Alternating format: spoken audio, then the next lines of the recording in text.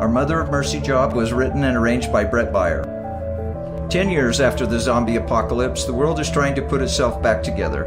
The dead have been mourned, cities were burned, and order was restored after a fashion.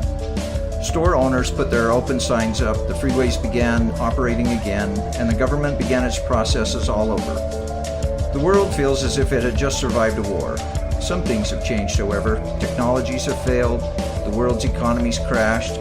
No one feels safe in the streets, and the undead can be found straggling out from the wilderness or in the slums of the cities, ready to begin anew the plague that threatened to finish humanity on the face of the earth. To answer the call, a new breed of private eye was opened to those who survived the apocalypse. These are classified under zombie exterminators, but the world calls them horsemen. Our Mother of Mercy job. Transcription of Manny Williams. Audio notes found on location. Occupation, zombie exterminator, commonly known as horseman. Description, 6'1", male. For relevant features, see attached photo. Officer report. When we arrived at the missing person's office, we found the door unlocked and the premises empty but undisturbed. We received no response to oral commands and requests. There wasn't any sign of a struggle, nor any indication of violence of any kind. We found a fully loaded .38 on the desk, a bottle of scotch and 2 glasses, one half full of water, presumably melted ice, and the other mostly full of scotch. All items in question have been sent down to the lab for testing. There was one audio recorder with the voice of the missing person in question. The office space belongs to one Santos Korvacs, who supposedly rents out to Mr. Williams. We have requested that Mr. Korvacs be contacted for questioning.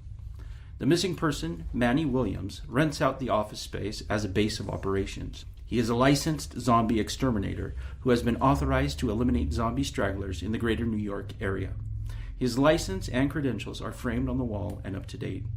As mentioned, we have found an audio recorder on Mr. Williams' desk that he seemed to be using at the time of his disappearance on the 12th. We have labeled the recorder as evidence and sent it to be transcribed. Transcription is to be attached to this report. Begin transcription. Check.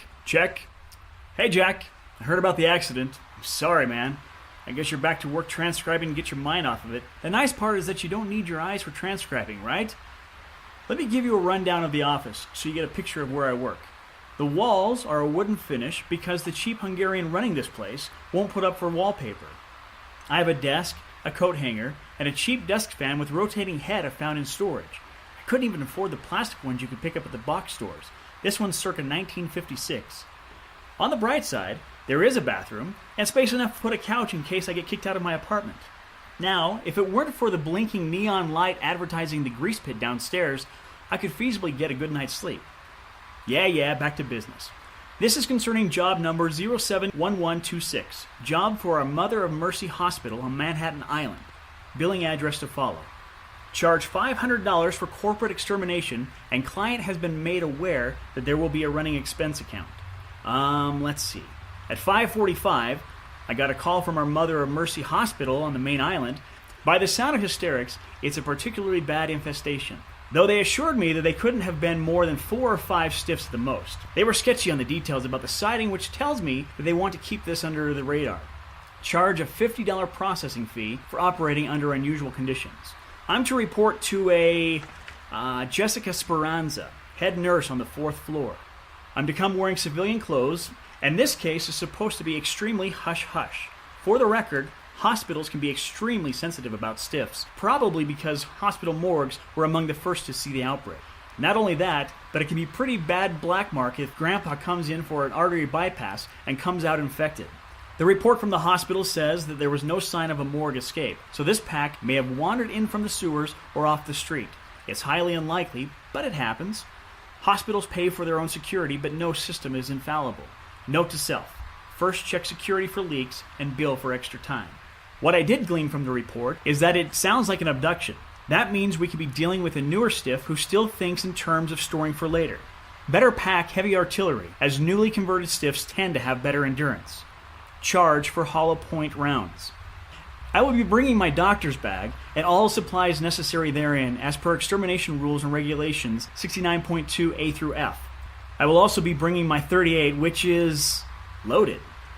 I'm low on hollow points. Looks like I have 5 left. Also, my bag is freshly stored with rubbing alcohol, flare gun with 2 shots, 6 handheld flares, latex gloves, flashlight, survival knife, bone saw, note paper, and extra pencils, and a pack of government-issued anti-infection cigarettes. I don't know why they just can't issue pills or a breathalyzer, but Howell over in forensics said that it has something to do with the heat being the active agent. So we have a nation of smokers with cigarettes that taste like crap. I will hail a cab from here to the main island. Remember to ask for a receipt for business expense.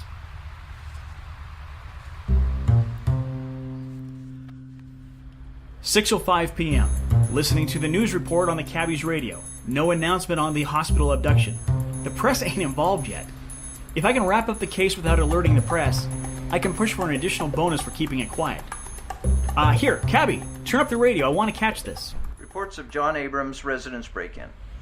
According to police reports, the prospective senator's family were killed in a zombie home invasion, though how the zombie entered their residence has yet to be established.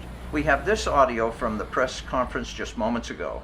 We have yet to establish method of entry, but we can confirm that Mr. Abrams and his family have all been attacked and have either died in the attack or are in critical condition. Though details are still coming in, police reports indicate that there was just a single zombie within the premises. This development has been the third such invasion of a major political figure in this heated election year where John Abrams was contending the seat of incumbent Senator Baxter Pierce. In weather, we are looking at rising temperatures. Some news, eh, pal? Tell me about it. Say, ain't you one of them horsemen? I hate that name. Hey, so what do you think about this stuff with these politicians getting axed by stiffs? It's probably just coincidence. Back in the day, people only looked at you sideways if you didn't have a break-in. That said, they called me in on the last one. You know, the dame from the Bronx who was leading in the polls? Oh, yeah, I heard about that. They say there was blood everywhere. I've seen worse, but yeah, it was bad. Thing is, these political types don't skimp when it comes to zombie security. This dame had drones, security guards, dogs, you name it. A conspiracy nut wouldn't have to go far to think that these stiffs were plants. I ain't saying this is true, but it seems like every time somebody leads in the polls against Pierce, they go home to a stiff in their bathroom. It'd make a good movie, but like I said, it's not something I'd put too much thought into. Politicians pull out of the pandemic faster than roaches from nuclear fallout. Well, I hear that. Note to self, research possibility of political assassination by zombie. Possible book deal to follow. Can you believe it? Protesters at this time of night? 5th Street Bridge again? Yeah. Crowds at night, they still creep me out. I wonder if any of them are aware of how quickly a huge late-night gathering could turn into another pandemic. All it takes is one loose stiff in that crowd, and it starts all over again. What are they upset about this time? Just closing down the subways again. Seems more and more stiffs have been camping down in the tunnels down there. But what do I care? No subways means more work for me, right? I'm surprised they haven't called more exterminators like me down there. Exterminators? Horsemen. Yeah, right. Well, if it's as bad as I've heard, I say don't send down horsemen. Set a subway on fire and burn them all out. Like the Spanish Armada. What? Nothing.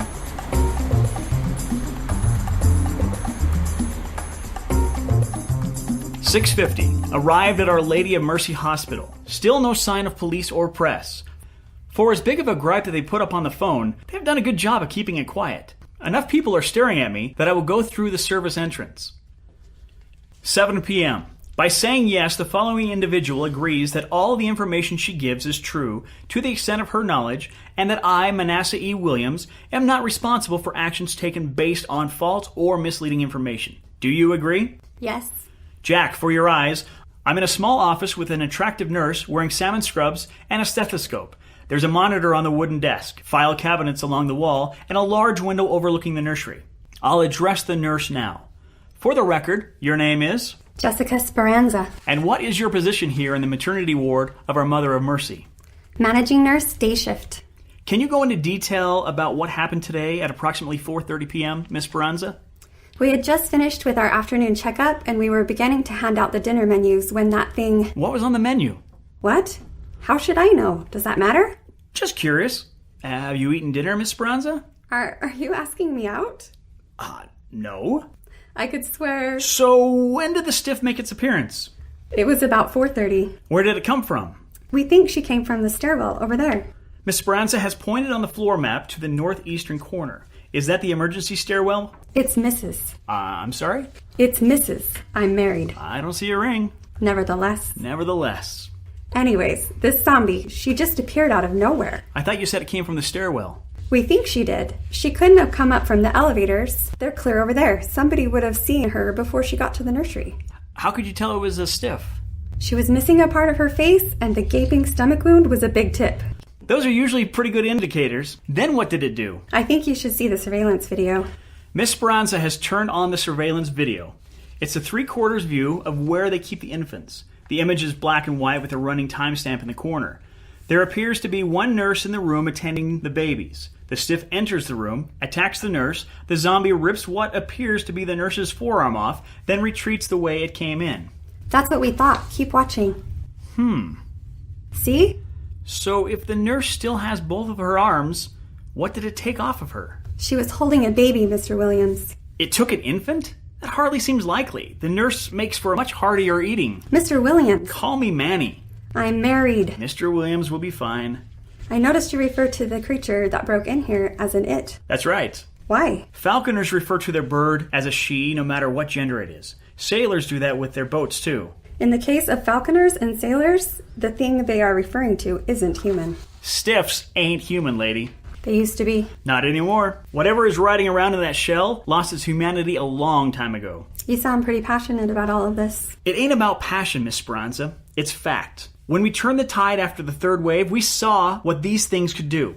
They don't think, they don't feel, they just consume. I don't think why even enters into it. There's no motive or remorse, consideration, or anything else. Whoever they don't eat entirely will become one of them. It's like accidental breeding. It's a fate worse than death. When you put down a stiff, it means less than putting down a rabid dog, and it solves more problems. We had a problem of soldiers assigning he and she, but once you see a stiff that looks too much like a mother tearing into a child, you find a certain amount of solace in the phrase, it. I cannot imagine a mother turning on a child. Tell me, what will you do if the child is infected but it's still alive? I'll do whatever needs to be done. I don't think I like your job very much, Mr. Williams. Nobody does. Not even me. Now, a word about the tools I'm using. I have flares as well as a flashlight. We're a hospital, Mr. Williams. Flares don't just provide light, Miss Sporanza. The heat tends to cauterize wounds. It's rumored to disinfect a zombie bite, and if stopped in time, can stop prospective infected before they fully convert. It's the same science behind the cigarettes. That may as well be, Mr. Williams, but there are oxygen canisters all over the hospital, and an open flame in the wrong place could reduce our facility to a smoking hole in the ground. While this may cure our zombie problem, it would also solve our patient, patron, and staff problems as well. No open flames. Along with my light source? Did you hear me? Yes, I will stick with my flashlight. Thank you. So I probably shouldn't mention my sidearm. What was that? Nothing. You were mumbling. Sorry.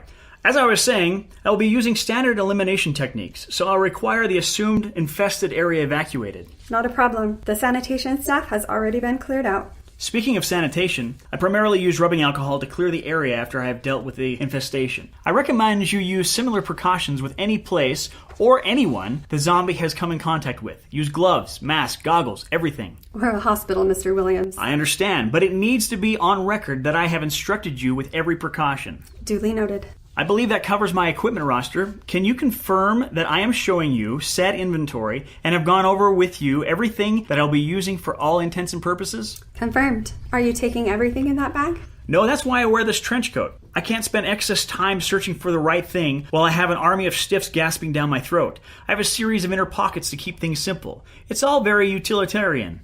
That explains the trench coat, but what about the old man hat? It just completes the ensemble. I see. Is there anything else I need to know before I begin? You are aware of the original task force that went down. I was made aware that there was a contact malfunction shortly after they encountered the infestation. Listen to this. Miss Sporanza has brought up an audio file dated earlier today at 5:15 p.m. We have visual on the zombies. Looks like 5 bogeys. One zombie has the baby. Confirmed. It's still alive. Wait. No, that's not right. Wait. What is she? No, that can't. What do you suppose that means? I'm not sure, but you'd better take this with you just in case. Miss Sporanza has opened the refrigerator and handed me a small bottle. On closer inspection, I can assure you, Miss Sporanza, the baby is either dead or infected. I hardly think... Humor me. Okay. And put it in an inside pocket to keep it warm. It's cold. Refrigerators do that. Nurse Sporanza, may I have a moment alone with Mr. Williams? Of course. Mr. Williams, my name is Baxter Pierce. Of course, I recognize you from your campaign ads. Yes, these things happen every few years, don't they? I understand you've been called in on this case. Yes, sir. I don't have to tell you how important it is that your utmost professionalism be utilized in this situation. Of course, I'm always professional. And I'm sure that's true. Let's just say that I have personal interest in this particular case. I've been on the board of our Mother of Mercy for years. We don't need the bad press, especially as the need for medical research is so important since the invasion. Here at our Mother of Mercy, we are making serious steps forward in treating brain cancer, meningitis, even serious cerebral maladies such as dementia and Alzheimer's.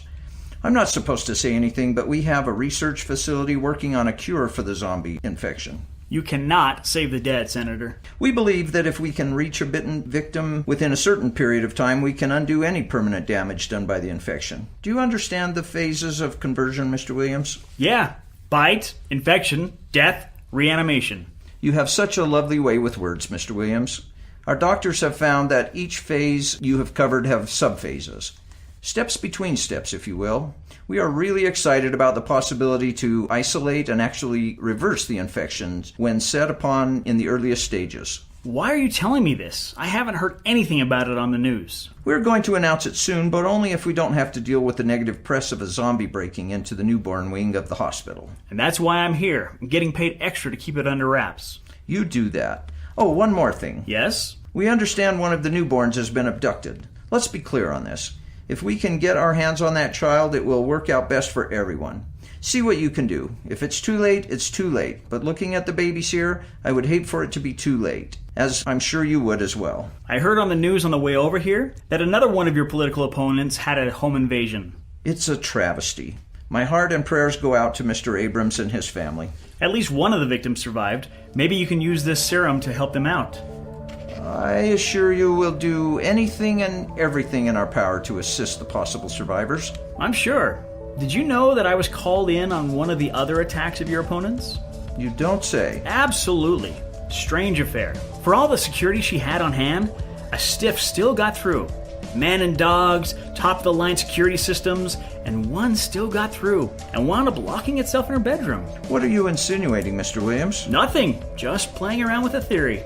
Let's keep it a theory, Mr. Williams, and get to the job at hand. There may be a little girl's life on the line here. 7:45. After confirming that the maternity nurse has been placed in isolation for inspection of infection, I took the stairs down to the sub-basement. Let's see here. Traces found of both infected and security along the stairway. Rags, smears of blood, dents on the metal doors where the stiffs had to hammer their way through. Bullet casings everywhere. How nobody heard that, I'll never know. The door to the sub-basement shows signs of multiple zombies. I have found whole fingernails and bits of flesh. By the looks of the scratch marks on this side of the door, these stragglers didn't get along. It almost looks like they were in a rush to get back out.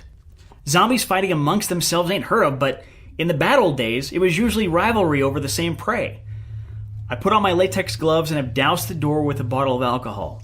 I am now cutting the security tape and entering. The area appears to be a series of hallways branching out to each side, illuminated by fluorescent lights. Traces of stragglers show in two different directions, one to the south, one directly east. The trail leading east seems fresh, but I'll check the south passage first for the entrance point. 7:55. I have found the first security officer. He was probably sent alone to find and secure the zombie entrance. The stiff who got him was found some distance away, fallen from the battle. Burn marks on his body suggest phosphorus rounds. Looks like they flared late. 2 shots in the chest and 1 in the spine. The rounds took time to burn out, but effectively neutralized the subject. The stiff is wearing male clothing, about mid-30s during point of conversion. No sign of the infant. I lit a hand flare and cauterized along the small of the neck of the security officer adjoining the base of the skull. Massive mastication on the neck and right arm says that this victim was taken by surprise and from the right. Blood trail says the stiff wandered up from an adjoining office. Area cleansed with alcohol. Other offices locked. 8 o'clock. Security breach found. There is a break in the wall with substantial traces of a stiff. Due to the lack of lighting, I can't tell how deep the hole goes. I've created a Molotov cocktail out of the bottle of alcohol and a handkerchief. First I dropped in a flare. There seemed to be some 2 or 3 stories before the flares contact the ground. By the sign of activity, I found a nest of zombies. Let's see. Looks like I found one of Miss Sporanza's famous oxygen tanks. You know, maybe it's time for that Spanish Armada thing I was talking about earlier. In goes the oxygen tank, and here goes the Molotov cocktail. Well, that didn't work as expected. Maybe I should have opened the nozzle on the oxygen tank. I'll try that with the second tank. Not as much of a reaction as I expected. I'll just try a few shots with my .38 and see if I can hit the tank.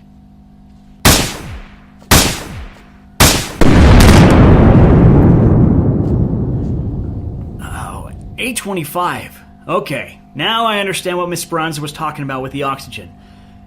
Ears are still ringing, but I think I've officially sealed off the security breach. It's going to take a long time for anybody to dig out the rubble that's blocked up the fissure. There may be residual damage to the building.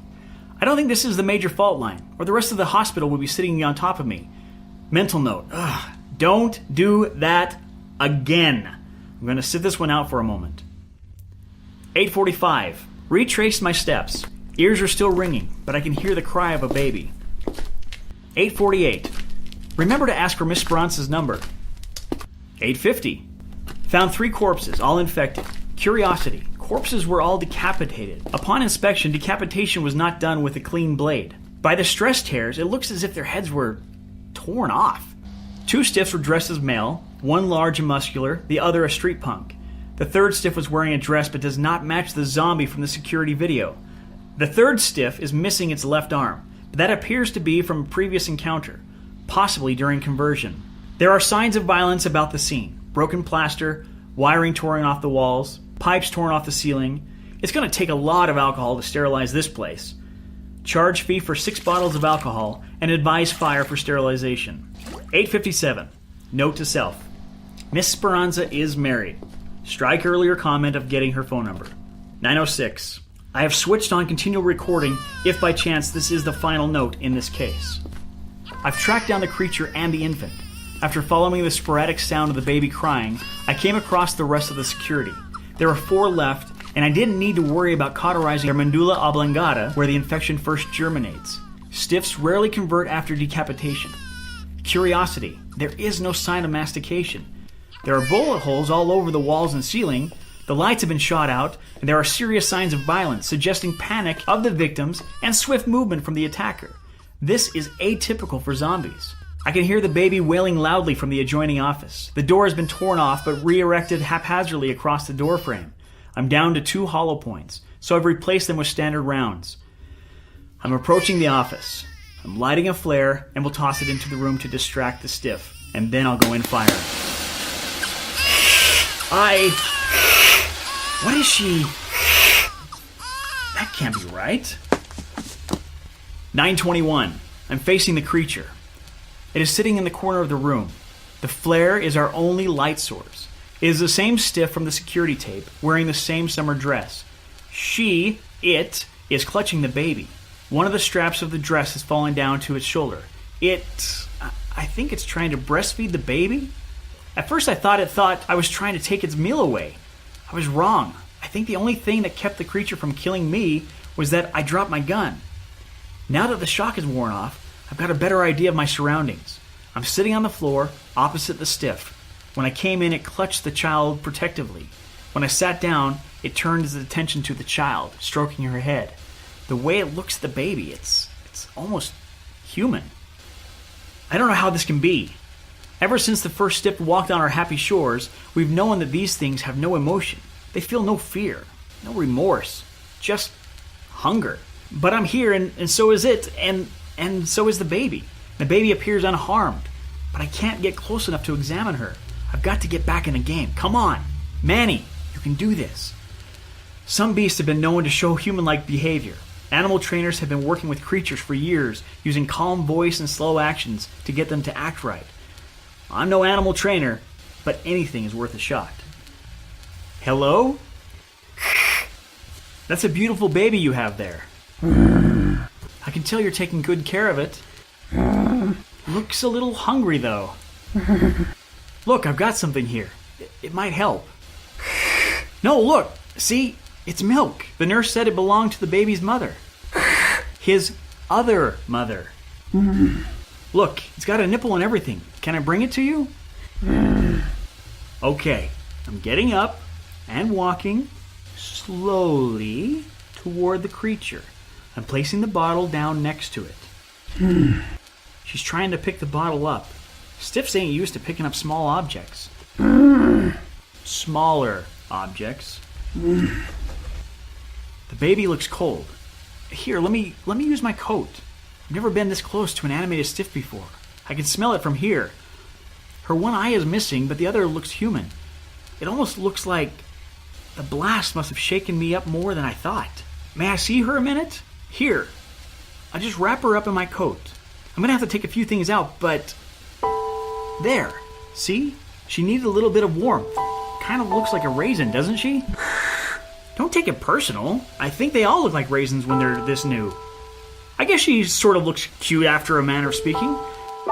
I hear tell you went straight up to the 4th floor for this dame. That's a long way. So, here's what I don't understand. You passed orthopedics, inpatient, the lobby. There were plenty of easier targets to hit on the way up. You could have had any of them with your little crew there. Any one of them could have been an easy meal. But you weren't after a meal, were you? We learned in the field that your kind has some crazy senses. You could smell us out for miles and hear even a little noise from a long way off. By the sound this girl was making, you could probably hear all the little ones clear down below the hospital. And you made a beeline, didn't you? I've noticed that you were thinking about things that weren't usual. I'm guessing those others that came with you had different plans for this little raisin, so you removed them from the equation. Don't mess with Mama Bear, am I right? Listen, lady, I am no doctor, but this baby looks pretty new. I've never had one of them myself. I'm pretty sure the docs and the nurses here have to keep a close eye on them for the first few days. You know, to keep them healthy. What say you and I go upstairs and put her in the nursery? I know it ain't easy letting somebody else care for her, but trust me when I say these doctors are the best. That nurse Sporanza, you know, she's got to be a great mom. If those ain't childbearing hips, I don't know what are. If I didn't know any better, I'd say you were laughing. Tell you what, looking at your legs tells me you have a little bit of a limp, and it's getting hard for you to walk and hold the baby at the same time. So why don't I keep hold of her as we go up?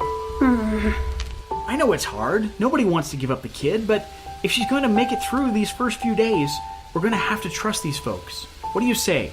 We can even take the service elevator. That'll be easier on your leg. Tuesday, July 11th. Oh, what time is it? All right, better make that July 12th. Using the elevator telephone, I got us a clear passage to the 4th floor and into maternity. I laid the baby into her plastic bed and we both stood there for what felt like a short eternity. I said something like, "It's time to go, only better," because she put a decaying hand on what was left of her lips and then lay on the baby's head. If she had a heart, I would have sworn it was breaking. We stepped away and back into the elevator. I don't think there was a moment when I didn't wonder if she was going to turn around and bite me, but yet she never did. On the main floor, there was a police squadron waiting with a muzzle, hand and leg irons, and a hospital gurney. They used the usual tact and tenderness they would use on a rabid pit bull, and who can blame them? If you've seen one stiff, you've seen them all, right?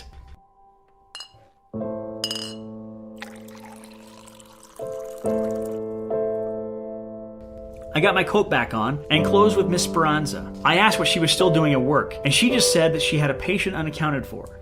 She asked some uncomfortable questions about the noise and building shaking while I was down in the sub-basement, but she also let me know that the baby wasn't an ordinary one. Turns out, she was the first granddaughter of an aristocratic politician that would rather this unfortunate incident never happened. When I inquired which one, she said, "Didn't you know? You talked to him long enough."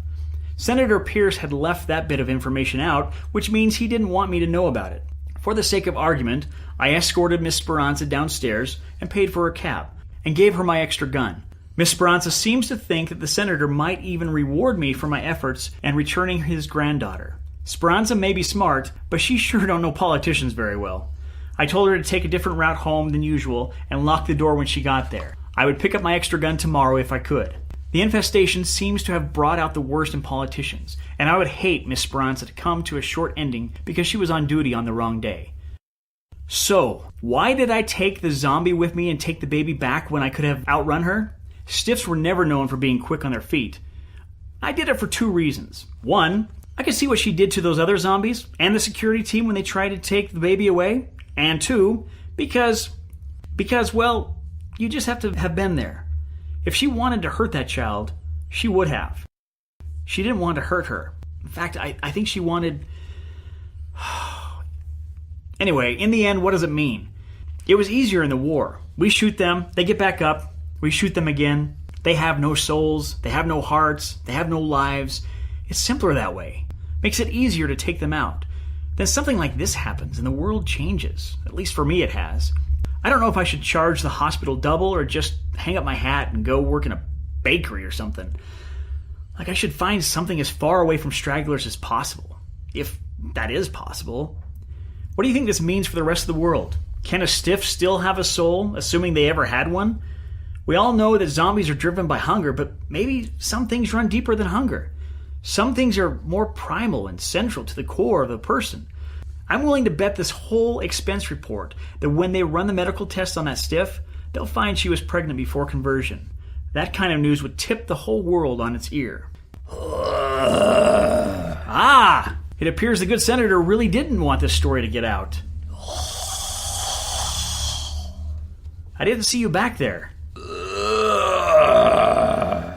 Looks like our friend Senator Pierce has his final loose end to tie up, and I'm on your menu. Maybe you're just one more assassination by zombie, eh? But let me ask you this before you dispose of me, my late friend. Care for a drink? End transcription. Our Mother of Mercy was a production of Brett Baier. Starring in this episode were Eric Taylor as Manny Williams, Alan Howell as Senator Pierce, Siope Kinikini as the cabbie, and Kimberlee as Jessica Sporanza and the zombie. Our Mother of Mercy job was written and arranged by Brett Baier. All rights reserved. Copyright 2016. All characters of the story are fictitious, and any likeness or resemblance to any persons or entity is solely by coincidence. On behalf of the cast and writer of Our Mother of Mercy, this is Alan Howell. Thanks for listening.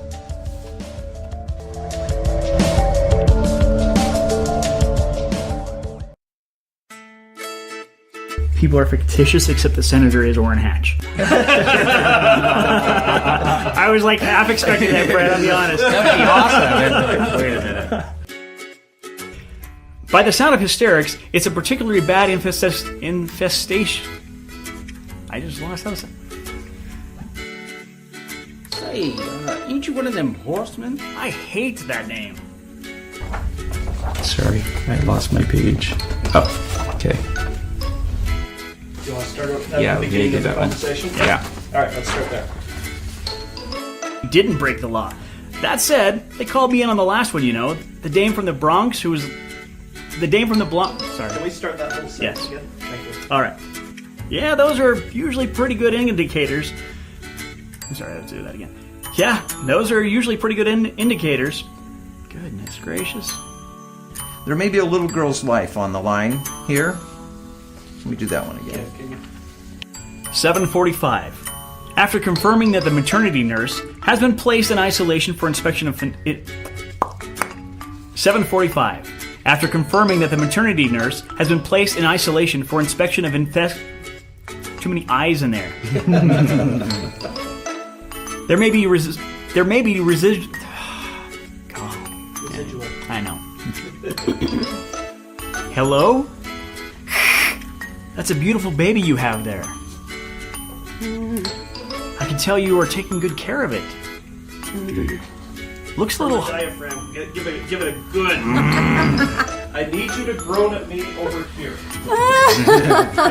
I told you I didn't know how to do this. Good guttural groan. Okay. Come on. Like that? Okay, are we ready? Yes. That's a beautiful baby you have there. I can tell you're taking good care of it. Looks a little hungry, though. Here comes your incoherent mumbling. You can do this. I don't know how to mumble. Okay, seriously though. What do I do? Okay. I'm so lame. Stick your tongue in your mouth and kind of don't open your lips. There you go. There you Yeah. go. You can do it. Okay, ready? I can do this. I promise. I'm a professional.